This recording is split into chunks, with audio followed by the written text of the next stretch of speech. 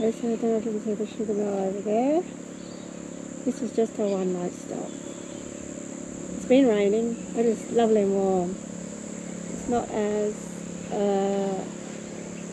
hot as it was, which is good. This is a free camp, so you can stay as long as you like here, as long as you don't park in the helipad, which is straight over there. So we're settled in here at Cape Hillsborough. Cape Hillsborough it's a tourist nature park, so we weren't quite sure if dress was optional or not, but it turns out it's the nature, as in birds and kangaroos and animals, that kind of thing. That's the nature aspect, so that's fine. They've flown away right now, but right in front of us there were a dozen black cockatoos. Beautiful. There were some kangaroos standing there, and there was actually a kookaburra even waiting for us to get him lunch. I'll show you around a bit later. It's quite nice here. As you can see, the sights are a little bit car park-esque. We were going to stay at Smalley's Beach, which is the national park, but the weather forecast has been for cloud for 3 days and rain, and we need the solar for the fridge and for the electrics and all that kind of thing. So we thought we'd come and plug in, because we still want to see Hillsborough National Park and see the Cape. There's some walks here. Yeah, we had quite a journey down. Not quite the weather that New South Wales is getting at the moment, but it was pretty heavy rain, the kind where the wipers don't work sufficiently to be able to see, that kind of thing. So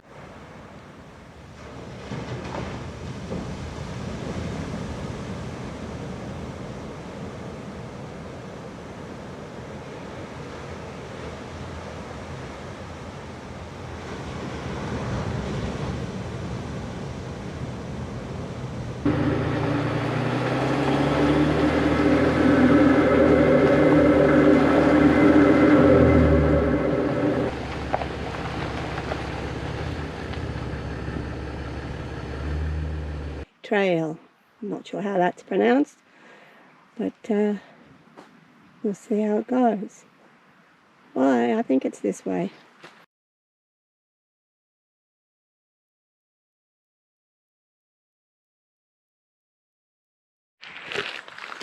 Okay, Moira, you need to get the chainsaw out. There's a tree over the track. leave it to Beaver. I don't know how we're going to get through here. Probably walk round it, just walk round it. Looking at a stone fish trap the Aboriginals built to herd the fish into, so they would be easier to catch. Smart buggers they are.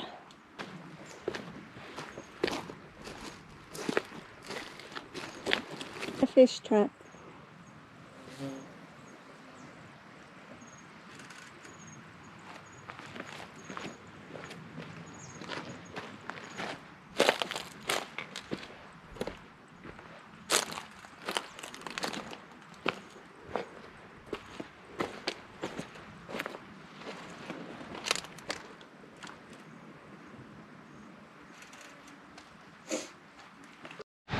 All right, lights, music, action. Walk to the island, take 2. Now, the scenario is the sky. It's gone out, in the water. Yeah, because high tide is in 10 minutes, low tide's in 10 minutes. Now the scenario, the storm cell looks exactly the same, sounds exactly the same, but we're heading. Yeah, it's looking good, it's looking clear, causeway's clear. I think we can get there and back without being struck by lightning or drowning. This is the plan.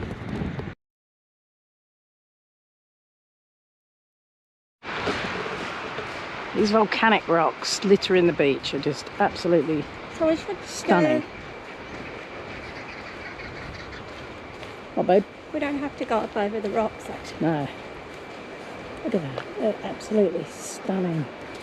Ancient, ancient rocks.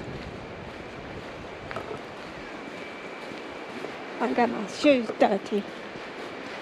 And here is an upside down mushroom just planted here on the beach. Look at this.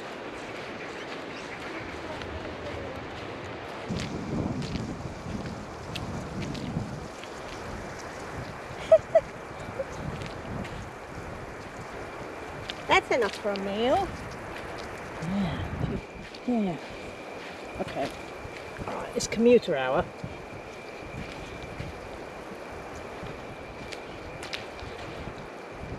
We briefly thought we were in New South Wales, didn't we? We did, we thought that was spiders, but they were crabs. Yeah, luckily. This is one of those oops moments. Patricia, what's happened?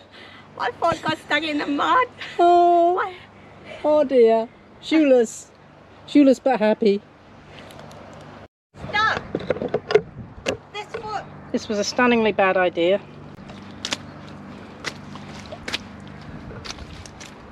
What? This is live from a causeway, and this is the reason you use the causeway and not cut across the mud. Huh. Right. Which way?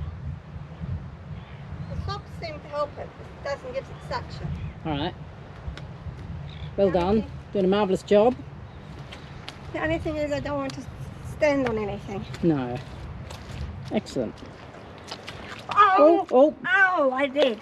Oh! Oh! Trish rocks. seems... Okay. Trisha has disappeared there. Okay. I need to sit and put you... So, There's rocks under the... be careful. Right. And everybody thought I was crazy when I went on the rapids. Okay. I might be able to sit filming this. Patricia is now attempting to get her socks off to enable her to put her shoes on, because this is ancient sinking mud. There could actually be dinosaurs buried in here. We're not sure. How you going there, babe? Just trying to get this one off. Doing a great job. And meanwhile, just for kind of like atmosphere and ambience, Thunder the thunder is rumbling behind us. Very good. Great job, mate. So I've got... All right, and we've made it out of the mud, out of the swampy lowlands, onto the causeway, where we probably should have gone to start with. How you doing there, P? Yeah. I'm all good. I don't know why you didn't come out with socks on. Ah, overrated. Okay. Young people's thing, socks. Socks, yeah, overrated. We will now continue on the causeway, as I said, where we probably would have been a slightly wiser choice to come before. That's why they built the causeway, I'd say. Yes. So people didn't get lost in the swampy lowlands. Not look down. Yeah.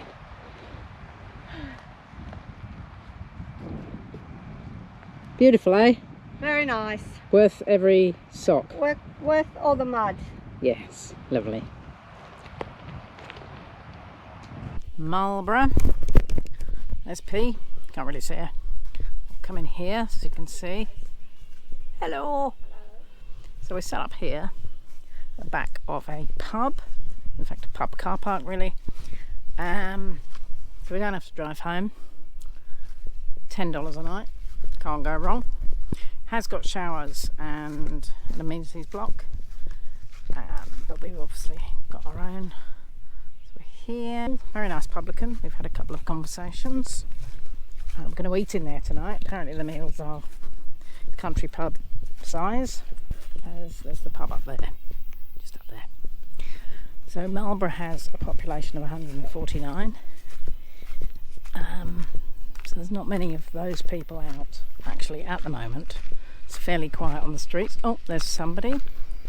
Don't know if they're actually from Marlborough or just passing through. 1861, town was established. It became a mining town, and there's something called chrysoprase, which looks to me a lot like jade. It's a deep green precious stone.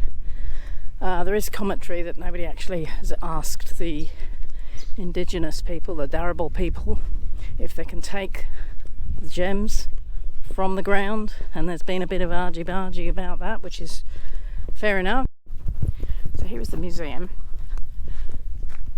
founded in the 80s and actually developed in the 80s by a fellow called James Hennessy. He used his own money, his own interests. He used to regale people with stories of how he trained a cow to be a dog, that sort of thing. That is a kerosene, can't really see it from here, kerosene tractor. Doesn't run anymore, it's quite old. Here's the museum.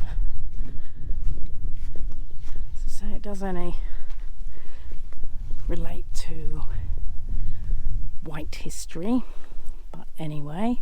And then over the road here, oh, I didn't notice that before, Our Lady of Lourdes. Oh, Our Lady of Lourdes, Marlborough. Got some friends who will be very happy to see that. This is a rock containing chrysoprase. There. So that, I don't know if you can see the green. That's the chrysoprase. There's a swimming pool around there, public use. A bit of a picnic area, a minuscule post office, and a teeny weeny store that sells everything, like Bunnings, Woolworths, Myer, Big W, rolled into one, in about 20 square foot. And that's it. That's Marlborough. Here we are, all set up at the St. Lawrence Wetlands. $12.50 a night, payable to the council. There's a dump point, there are amenities, barbecues, but quite importantly, and while we're here, there is a vast wetlands, and this is exactly the right time of year. We're here in March. Had a lot of rain recently, so there should be heaps and heaps of birds. So we're here for one night. I'll show you around a little bit.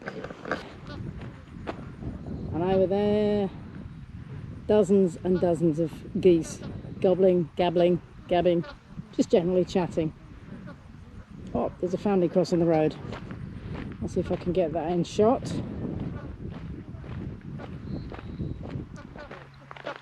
And if you can hear them.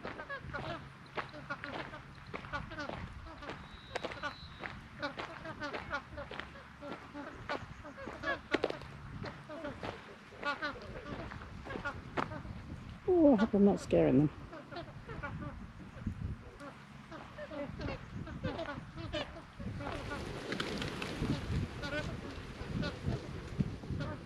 Oh, I guess I didn't ask their permission.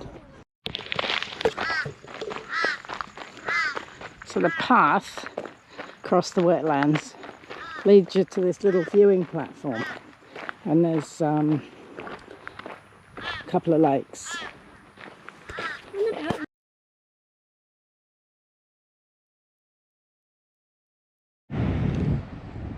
Okay, this is Tannum Sands. Looks amazing. And there's mud flats behind me. And We had the stunningly brilliant idea of taking a little path along a boardwalk, but it turned out it doesn't actually get quite to the beach. So we Winding our way for weeks through the have to head mangroves. across that way over there to the beach, but that's all right. There's a kite surfer, Yeah. so there must be beach. Okay. All right. Back soon.